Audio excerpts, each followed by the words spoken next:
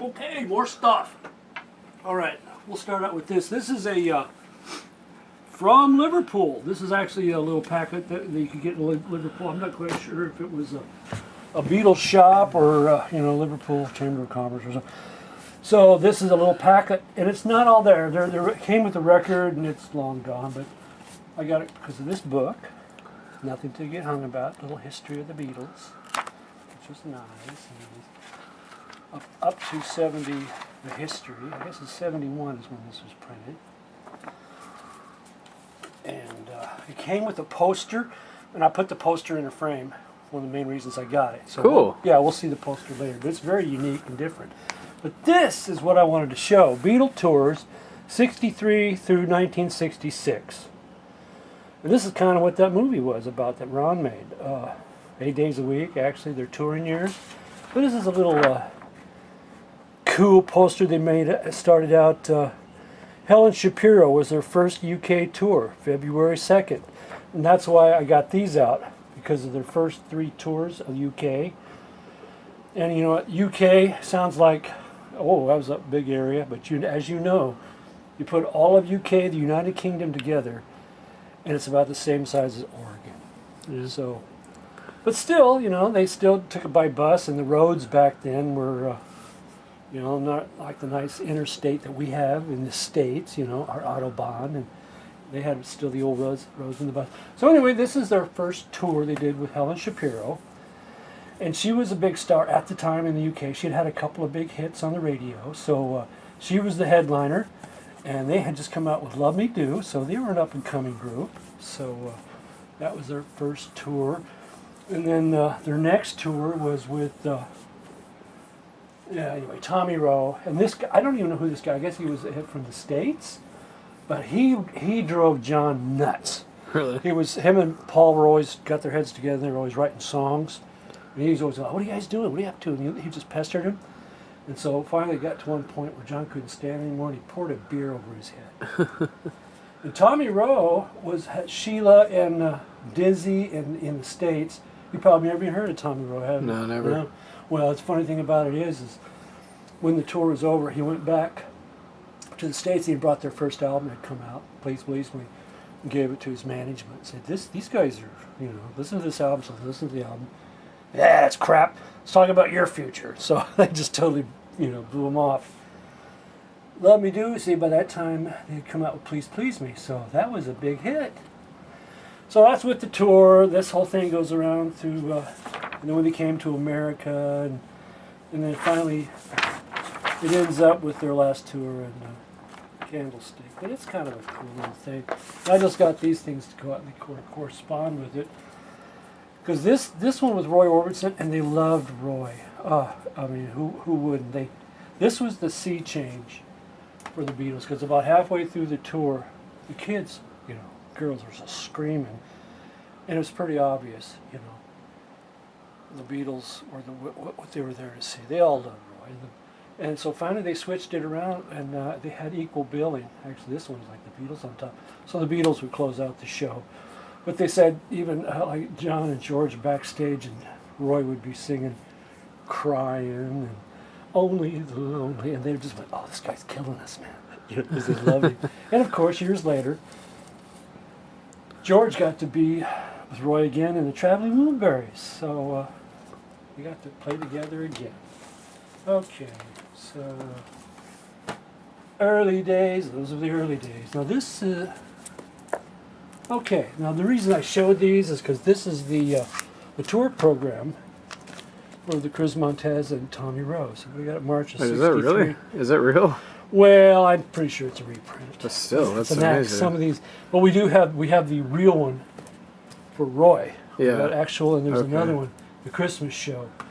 But these, I'm pretty sure these are reprints from. These are all the tour programs. Yeah. Impressive. Which is kind of nice. Now these, this is the first bubblegum set that came out in '64. And I remember being in class, and all the little girls would have like a fistful of bubblegum cards. Really? And talking and squealing and changing cards. And me and the other guys are just sitting there going, duh. Like, what's going on, man? I mean, I'd seen them with my parents. on the Ed Sullivan Show, and I liked them. But you know, coming from the house of Elvis, all I can remember from that is my parents saying they look like girls, you know, and so I loved them, but kind of had to keep a low profile for the first few months because it was a tough thing because if it wasn't Elvis, it was country and western. Yeah. So yeah, look at these, look, they're girls. Look at that long hair. That's just outrageous. So anyway, we had the whole set of the Series 1. I mean, I'm flipping through these because we could take forever looking at these, but they're all great. A lot of them are the Diesel Hoffman photos. And here's an original wrapper that they came in. Okay, now this is a collector's item because this actually is a Diesel Hoffman from the London studios. Wow. You can see it's the stamp Diesel Hoffman, but it didn't come out. And this is what Frida was bitching about in the good old Frida movie. Because these stamps here are like the stamp. These might even be the stamps that they used in the Beatles Club, and they stamp them or roll them. And she was complaining that there were so many things that the fans had sent her for the boys to sign, and she would use that roller, and sometimes it come out like that, you know, only partial, and it just ruined the item, and she just felt god awful. She's a wonderful person. So she always had a stack of photos, because whenever the boys would come into the office for whatever, she'd hit them with that, sign it, and they'd always sign it. And one more thing about that is Neil Aspinall and Mal Evans got to the point where they could copy their signatures real good. They were really good. Really? Yeah, and they signed a lot of Beatles stuff. But hey, even that, you know, Mal pretty Evans, cool, that's yeah. pretty cool. This is an original Twist and Shout. There's good old Frida. And this is an original, and these are two originals from the time. You go in the store and they have a box of those next to the Beatle cards or whatever. And this was a show they did. So these are like promos, or? No, these are real. These are just photos. Yeah, just photos. Just photographs that they would have next up to the cards. stand That's or interesting. something. That's Yeah. cool. You know, hey kids. Yeah, check it out. This is yeah. the Beatles. Yeah. Sold a lot of those. Souvenir program from their Christmas show that Brian put together, and it was like, there's always well, that's a CD. I got to be careful what I whip out here. There's always more stuff. Okay, I just wanted to show you the program, all the people that played. Tommy Quickly.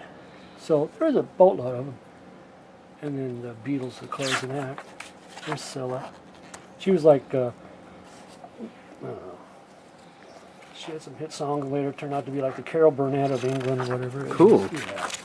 Tommy Quickly. Okay, and there's this sweater you could get. We actually had that iron-on for that sweater. So, one of the first promos by Capitol, Meet the Beatles. I'll put that back in later. Alright, now this is an actual ad from a magazine. You could buy those portraits. Only $1 for all four. $1.98 for all four. That's pretty cool. We have those. I got those framed. They look nice. And this is a header card from the Beatles buddy. Oh, actually, it's right there. You see that? That's a Beatles buddy. Put that in a frame because it's nice. Yeah, that is nice. And this is the card that went on it. More advertisements for a hat. How to start a Beatles fan. There's a business card from the Quarrymen. Oh, wow. Yeah. That's amazing. Yeah, so they actually had cards for the Quarrymen. Wow. Rock and roll and skiffle. They got it covered. I actually don't know what skiffle is. It's kind of like banjo music. Really?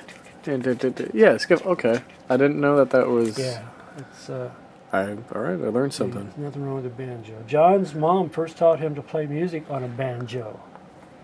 Yeah. So you'd be nice to banjo. I want him to play a banjo. Okay. All right, now this is series number 2 of the bubblegum cards. They're all great. Signatures. Wonderful photos. This is a great one with the shaved heads. Jeez. Okay. Here's another Beatles show, August of '63. And there's an actual wrapper from ice cream. You can even get Beatles ice cream. Yummy. Here's some of those photos. These are all actual tickets from their first show they did when they got, after Ed Zellman, they went to the Washington Coliseum, and what is this? Series 3 of the cards. So we have all the All the all the cards. cards and the Damn. bubblegum cards. They're all great. It's a hell of a collection. Dude. Oh, I They got think it's so much stuff I think in it's there. really nice. Did you see the name? No, I did not. Yeah, but I wonder if it was on the camera. I don't know. It might have been. Should I go back? Yeah, maybe we should.